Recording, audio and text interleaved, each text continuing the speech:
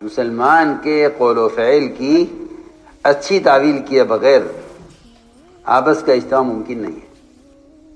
میں اس کی مثالیں پیش کروں گا۔ سیرت میں ایسی مثالیں بے شمار ہیں،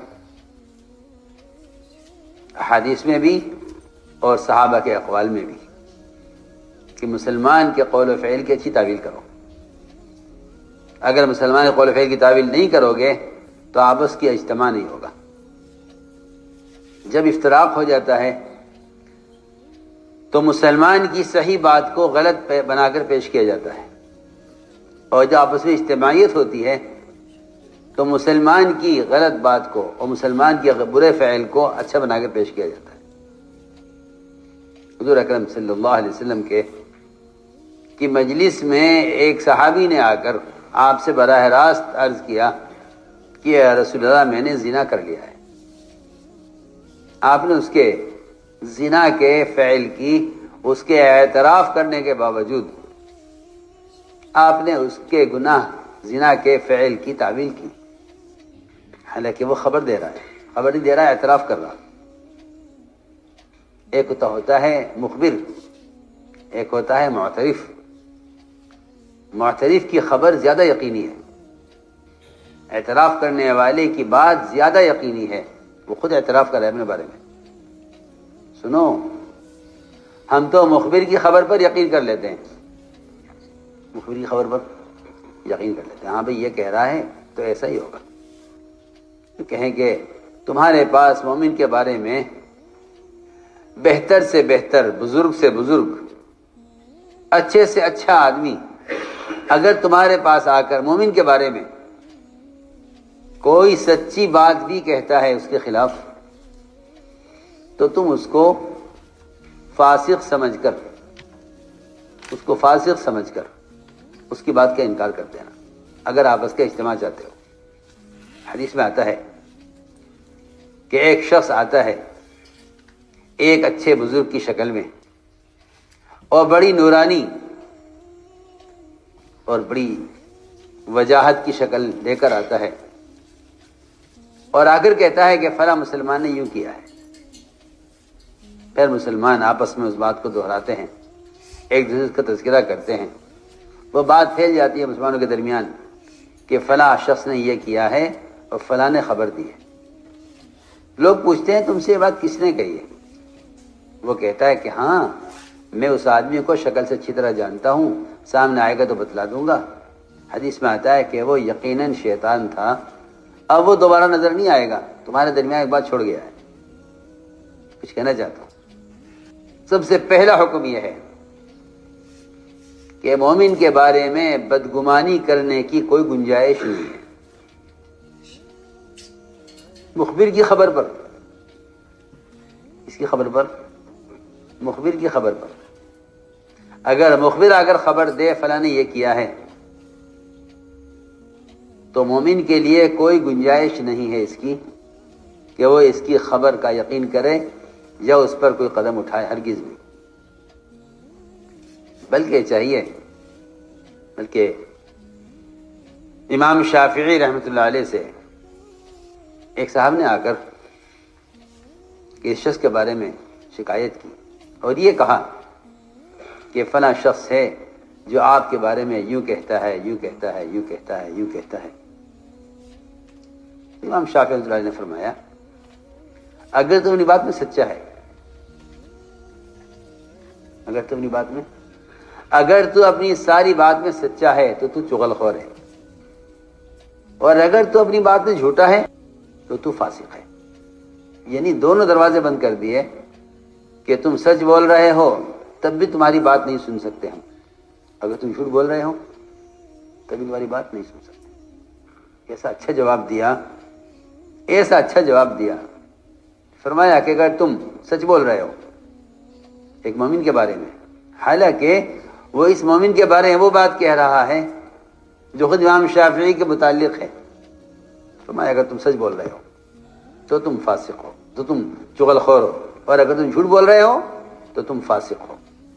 حضور اکرم صلی اللہ علیہ وسلم نے فرمایا اپنے صحابہ سے کہ تم میں سے کوئی شخص کسی کی کوئی بات میرے پاس ہرگز لے کر نہ آئے، اس لیے کہ میں چاہتا ہوں کہ میں تمہارے سامنے نکلوں تو میرا سینہ تم سب کی طرف سے صاف ہونا چاہیے، میرا سینہ سب کی طرف سے صاف ہونا چاہیے۔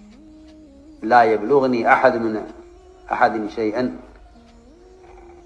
لا يبلغني احد من اصحابي عن احد شيئا اني احب ان اخرج اليكم وانا سليم الصدر، کہ میرے پاس کوئی ایسی خبر نہ پہنچے تم میں سے کسی کے بارے میں، کیونکہ میں چاہتا ہوں کہ میں تمہارے سامنے نکلوں میرے سینے سب کی طرف سے صاف ہو، کیونکہ لوگ خبروں پر یقین کر کے بدگمان ہو جاتے ہیں۔ ہم نے تو ایسا سنا ہے۔ میں مثال عرض کرتا ہوں، عبداللہ ابن مبارک جو حدیث کے امام ہیں، حدیث کے امام ہیں، امام المحدثین کہلاتے ہیں، عبداللہ ابن مبارک امام اوزاعی کے پاس آئے۔ امام اوزاعی نے کہا کہ ابن مبارک میں تمہیں ایک نصیحت کرتا ہوں کہ ہمارے علاقے میں ایک بڑا بدعتی آیا ہوا ہے اور بڑی بدعت پھیلا رہا ہے، اس سے تم بہت بچ کر رہنا، نہ اس کی بات سننا نہ اس کو پاس جانا، اور اسے بچ کر رہنا۔ عبداللہ مبارک نے پوچھا امام اوزاعی سے کہ یہ کون آدمی ہے جو علاقے میں بدعت پھیلا رہا ہے؟ انہوں نے کہا کہ یہ اس کا نام ہے ابو حنیفہ، اس کا نام ہے، نہ اس کے پاس جانا، جی ہاں، نہ اس کی بات سننا، اور یہ بڑا بدعتی ہے۔ عبداللہ مبارک فرماتے ہیں کہ میں نے طے کر لیا کہ مجھے اس آدمی کو حقیقت بتلانی ہے۔ کہتے میں گیا اور میں نے 3 دن تک امام صاحب کے ایسے ایسے مسائل جمع کیے جو بہت ہی اہم مسائل تھے۔ 3 دن تک میں نے جمع کیے، ایک کاپی بنائی جس میں میں نے اہم سارے مسائل لکھے، اہم، اور جگہ جگہ کہیں کہیں نعمان یوں کہتا ہے، نعمان یوں کہتا ہے، نعمان یوں کہتا ہے، نعمان یوں کہتا ہے، اور میں اس کو کاپی کو ہاتھ میں لے کر امام اوزاعی کے مشین میں ٹہلنے لگا۔ ان کی نظر پڑی کاپی پر، پوچھنے لگے کہ خراسانی بھائی ہاتھ میں تمہاری کاپی کیسی ہے؟ کہنے کہ کچھ نہیں، کچھ فقہی مسائل ہیں میں نے اپنے لیے لکھے ہوئے ہیں، یہ مجھے دکھلانا، کہ میں نے کاپی ان کو دے دی۔ وہ صبح سے لے کے شام تک اس کاپی کو پڑھتے رہے، اور جب پوری ہو گئی تو مجھ سے یہ کہا کہ یہ کاپی جس شخص کی بھی ہے، جس نے بھی لکھوایا ہے مسائل، جس کے بھی یہ مسائل ہیں، اس شخص کا علم سب سے زیادہ گہرا علم ہے۔ میں تمہیں نصیحت کرتا ہوں کہ اس آدمی کی خدمت میں جا کر رہو اور اس سے علمی فائدہ اٹھاؤ۔ خوب تعریف کی۔ پھر پوچھا انہوں نے امام اوزاعی نے کہ یہ تو بتاؤ یہ آخر یہ آدمی ہے کون؟ یہ آدمی ہے کون جس کے مسائل اتنے دقیق اور اس کے استنباط اور مسائل کا نکالنا احادیث اور قرآن سے اتنی باریکی سے، آخر ہے کون یہ؟ تو عبداللہ مبارک نے فرمایا کہ یہ وہی شخص ہے جس کے بارے میں آپ نے مجھ سے کہا تھا کہ بدعتی کے پاس مت جانا اور اس سے بچ کر رہنا۔ تو میں نے عرض کیا کہ بعض مرتبہ لوگ سنی ہوئی بات پر ایسا یقین کر لیتے ہیں، جی ہاں، یہ وہ حقیقت سے بہت دور ہوتے ہیں۔ اس لیے میں نے عرض کی ایک بات کہ مسلمان کے بارے میں اگر کوئی آدمی خبر دے کہ ایسے شخص کی خبر کا کبھی یقین نہیں کرنا چاہیے۔ حضور اکرم صلی اللہ علیہ وسلم کے یہاں زنا کا اعتراف کرنے والا خود حاضر خدمت ہوا اور عرض کیا کہ ایسے میں نے زنا کر لیا ہے۔ حضور اکرم صلی اللہ علیہ وسلم نے اس کے زنا کے اعتراف پر اس کے زنا کی تعویل یہ کی کہ نہیں تم کیا جانو زنا کیا ہوتا ہے؟ میں نے کہا کہ میں نے زنا کیا ہے۔ فرمایا تم نے عورت کو ہاتھ لگایا ہوگا، تم اس کو زنا کہہ رہے ہوں گے۔ میں نے کہا جی میں نے زنا کیا ہے۔ کہ تم نے عورت کو بوسہ لیا ہوگا، اس کو تم زنا کہہ رہے ہوگے۔ جی میں نے زنا کیا ہے۔ کہ تم نے عورت کو اشارہ کیا ہوگا آنکھ سے، اس کو تم زنا سمجھ رہے ہو گے کہ نہیں جی میں جانتا ہوں میں نے زنا کیا، میں زنا کیا۔ آپ نے ہر ممکن کوشش کی کہ کسی طرح یہ زنا سے انکار کر کے واپس چلا جائے، لیکن ایمان تقاضا کر رہا ہے کہ حد قائم ہو، زنا کرنے والے کا ایمان تقاضا کر رہا ہے کہ حد قائم ہو، اور حد قائم کرنے والا تقاضا کر رہا ہے کہ ایک مومن پر حد کیوں قائم کی جائے اور ایک مومن کو زانی ثابت کیوں کیا جائے، ایک مومن کو زانی کیوں ثابت کیا جائے، ایک مسلمان کو زانی کیوں کہا جائے۔ نبی کی تو کوشش یہ ہے کہ ایک مسلمان کو زانی کیوں کہا جائے، اور زنا کرنے والی کوشش یہ ہے کہ اس کا ایمان تقاضا کر رہا ہے کہ نہیں جہنم سے پہلے دنیا میں پاک ہو جاؤ، جہنم سے پہلے دنیا میں پاک ہو جاؤ، وہ اس کو تقاضا کر رہا ہے۔ حضرت علی کے یہاں چور پکڑ کر لایا گیا، کیا ہوا کہ جی اونٹ چرایا ہے۔ علی رضی اللہ تعالیٰ عنہ نے اس چور سے بات کی اور تعویل کی اس کی چوری کی، اور اتنی عمدہ تعویل کی، حضرت علی نے فرمایا کہ اونٹ سارے ایک سی شکل کے ہوتے ہیں، اونٹ سب ایک شکل کے ہوتے ہیں، تم نے اپنا سمجھ کر کھولا ہوگا، وہ کسی دوسرے کا نکلا، اس نے تمہیں چور کہہ دیا۔ یہ حضرت علی رضی اللہ تعویل کی، مومن کے فعل کی تعویل۔ حضرت علی نے کوشش کی کہ چوری ثابت نہ ہو۔ اس زمانے کے مسلمان، بلکہ اچھے پڑھے لکھے مسلمان کے گناہ کو ثابت کرنے کی کوشش کرتے ہیں کہ اس کا گناہ ثابت ہو، اور وہاں نبی سے لے کر صحابہ تک ہر ایک کوشش یہ ہوتی تھی کہ مسلمان کا گناہ ثابت نہ ہو، گناہ ثابت نہ ہو۔ اگر وہ اعتراف کر رہا ہے تب بھی اس بات کی کوشش کی جاتی تھی کہ نہیں اس کا گناہ ثابت نہ ہو، یہ انکار کرتے ہیں۔ حضرت رضی اللہ تعالیٰ نے تعویل کی، اور تعویل یہ کی کہ اونٹ سب ایک شکل کے ہوتے ہیں، تم اپنا سمجھے ہوگے، یہ دوسرے کا نکلا، لوگوں نے تمہیں چور کہہ دیا۔ چور نے کہا نہیں جی میں نے تو دوسرے کا سمجھ کر کھولا ہے، حالانکہ چور کو بچنے کا موقع دیا جا رہا ہے، لیکن وہ اس کوشش میں ہے کہ میں اگر یہاں آج بچ گیا تو کل آخرت میں کیا ہوگا۔ چنانچہ رضی اللہ تعالیٰ عنہ نے جلاد کو بلایا ہاتھ کاٹنے کے لیے، تیل گرم کرایا خون روکنے کے لیے، ساری تیاری ہو گئی۔ حضرت رضی اللہ تعالیٰ عنہ مجلس سے اٹھ کر چلے گئے یہ کہہ کر کہ میرے آنے تک کچھ نہ کیا جائے، پھر چلے گئے۔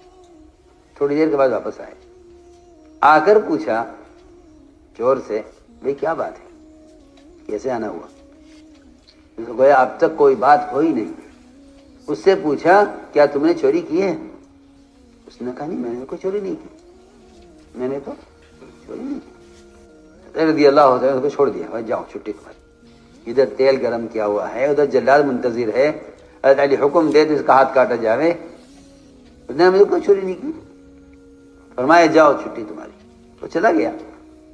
علی رضی اللہ تعالی سے لوگوں نے کہا مومنین اس نے تو اعتراف کر لیا تھا، فرمایا ہاں میں نے اس کے اعتراف پر اس کو پکڑا تھا، اس کے انکار پر اس کو چھوڑ دیا۔ مومن انکار کر رہا ہے نا، مومن انکار کر رہا۔ ایک مومن اگر اپنے گناہ کا انکار کر رہا ہے تو آپ کیوں مزید ہیں کہ نہیں آپ نے گناہ کیا ہے؟ اس کا مطلب یہ ہے کہ آپ مومن کی نجات اور اس کی عزت نہیں چاہتے۔ اگر مومن کی نجات عزت چاہے گا مومن کے فعل کی تعویل کرے گا، اس کے اعتراف کو قبول کرے گا۔ اس نے اعتراف کیا کہ میں نے چوری، اس نے انکار کیا میں نے چوری نہیں کی، چھوڑ دیا اس کو۔ تو میں عرض کر رہا تھا کہ یہ ہے کہ جب تک مومن کی قول و فعل کی تعویل نہ کی جائے اس وقت تک آپس کا اجتماع ممکن، یہ پہلی شرط ہے، یہ پہلی شرط ہے آپس کی اجتماعیت کے لیے کہ مومن کے قول و فعل کی تعویل کی جائے کہ نہیں مومن ایسا نہیں کر سکتا۔ اس لیے لوگ اڑتی اڑاتی خبروں پر یقین کر لیتے ہیں، اس لیے کہ شیطان سب سے پہلے مومن کے دل میں مومن کی طرف سے بدگمانی پیدا کرتا ہے. اس لیے حدیث میں حکم دیا ہے کہ مومن کے بارے میں ہمیشہ اچھا گمان کرو. مومن کے بارے میں ہمیشہ اچھا گمان کرو، کیسا بھی ہو، کہ مومن کے بارے میں ہمیشہ اچھا گمان کرو. مومن کے بارے میں ہمیشہ اچھا گمان کرو. کیوں؟ اس لیے کہ مومن کے بارے میں اچھا گمان کرنا شیطان کا مقابلہ کرنا ہے. اصل بات یہ ہے کہ اگر تم نے شیطان کا مقابلہ نہ کیا، تو شیطان تمہارے درمیان عداوتیں، تمہارے درمیان نفرتیں پیدا کرے گا، تمہارے دلوں میں بدگمانی پیدا کر کے. اس لیے فرمایا کہ جب تمہارے دل میں یا تمہارے کان میں شیطان کوئی ایسی بات ڈالے کسی مومن کے بارے میں، تو تمہیں چاہیے کہ اس کے بارے میں اچھا گمان کرو کہ مومن ایسا نہیں کر سکتا. ایک روایت میں ہے کہ حضور اکرم صلی اللہ علیہ وسلم نے ایک صحابی کو بھیجا بنو مستلق سے زکوٰۃ وصول کرنے کے لیے. عجیب قصہ ہے کہ جاؤ اور بنو مستلق سے زکوٰۃ وصول کر لاؤ. ان کو اطلاع ہوئی کہ حضور اکرم صلی اللہ علیہ وسلم کی طرف سے زکوٰۃ وصول کرنے کے لیے آدمی آ رہا ہے. انہوں نے اپنی زکوٰۃ کا بہترین مال چھانٹ کر الگ کر لیا زکوٰۃ ادا کرنے کے لیے، اور یہ طے کیا کہ ہم حضور اکرم صلی اللہ علیہ وسلم کے صحابی کو اور آپ کے ساعی کو، زکوٰۃ وصول کرنے والے کو، ہم اپنی بستی سے باہر نکل کر ان کا استقبال کریں گے. کیونکہ جب امت میں اطاعت اور امت میں فرائض کی ادائیگی کی کا مزاج بنے گا اور اس کا ماحول بنے گا، تو منافقین سے یہ ماحول اور یہ صورتحال برداشت نہیں ہوگی. یہ پکی بات ہے. اس لیے کہ نفاق تقاضا کرتا ہے نافرمانی کا، اور نفاق تقاضا کرتا ہے آپس کے افتراق کا. نفاق کا مزاج یہ ہے، تو منافق سے برداشت نہیں ہوا. یہ کیا ہو رہا ہے؟ ایسی اس میں اجتماعیت اور زکوٰۃ ادا کرنے کا ایسا شوق. اور حضور اکرم صلی اللہ علیہ وسلم کے سے ایک صحابی آ رہے ہیں اور یہ سب اس کے استقبال کے لیے بستی سے باہر نکلے ہوئے ہیں. اس منافق نے راستے میں ان صحابی سے ملاقات کی. کبھی کہاں جا رہے ہو؟ کہ میں حضور اکرم صلی اللہ علیہ وسلم کی طرف سے بھیجا گیا ہوں اور بنو مستلق سے زکوٰۃ وصول کرنے کے لیے جا رہا ہوں. اس منافق نے یہ کہا صحابی سے، تمہیں حالات کی خبر ہے؟ کیا حالات ہے؟ اسے اللہ معاف فرمائے. اس زمانے میں کیا عرض کروں، بڑے سے بڑے لوگ، علم، عقل، فہم رکھنے والے، کانوں کے اتنے کچے ہوتے ہیں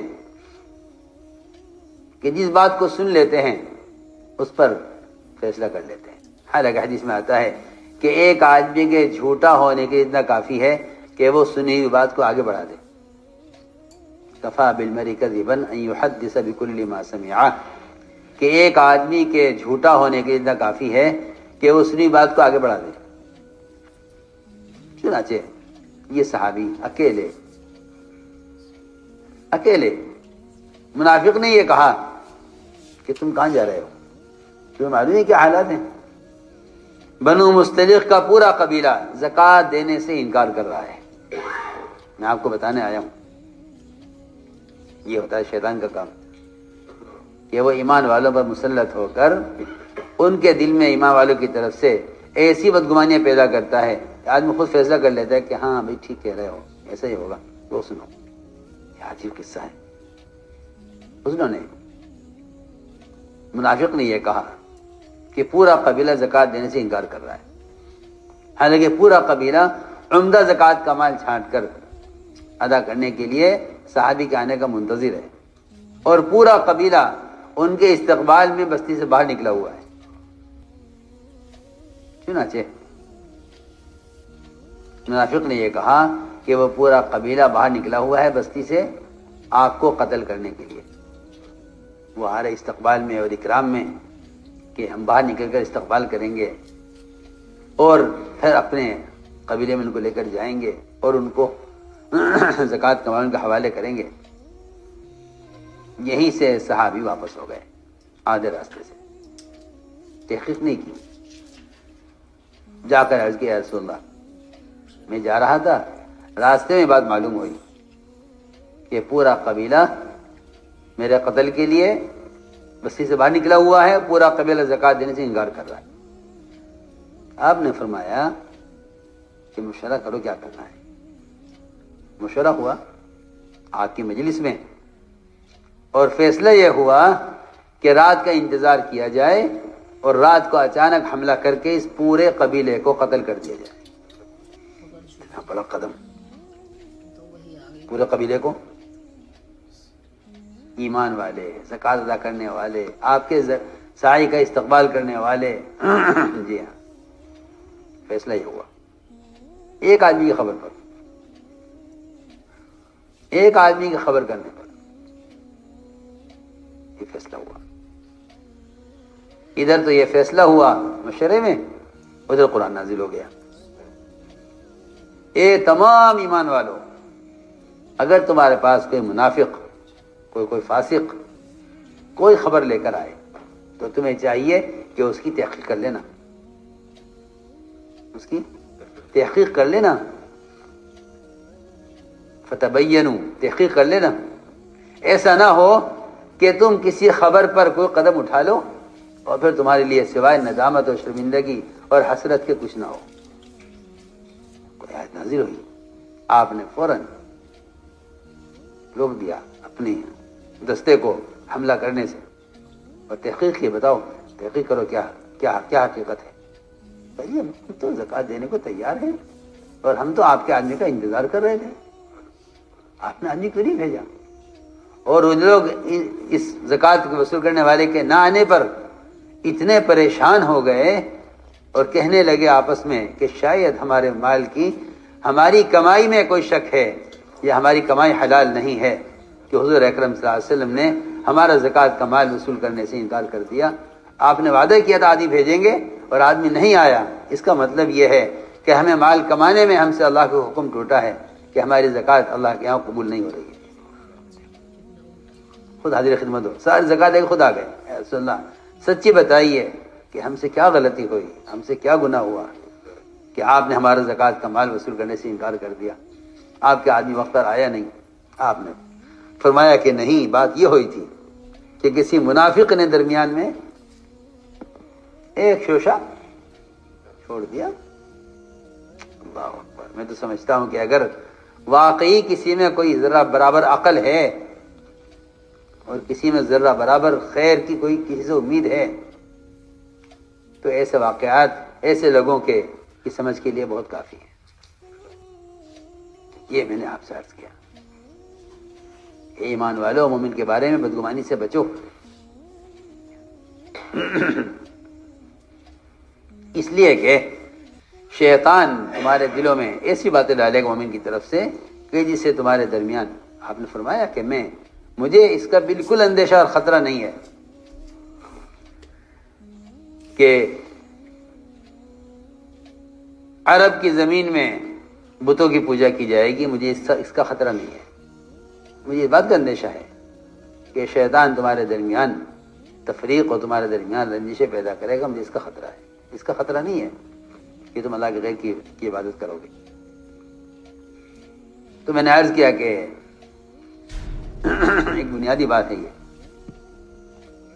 کہ مومن کے بارے میں ہمیشہ اچھا گمان کرو. اس لیے قرآن نے شروع یہاں سے کیا ہے. پہلے سب سے پہلے دلوں میں مومن کے آنے والے خیالات کہ اس سے اپنے آپ کو بچاؤ. اس لیے کہ بعض بدگمانیاں وہ گناہ ہوتی ہے. ولا تجسسوا, جب خبر آتی ہے کوئی تو آدمی تحقیق کرتا ہے کہ بھئی چلو تحقیق کرو.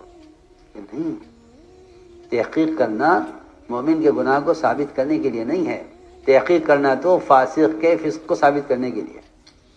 دیکھو فرق دیکھو.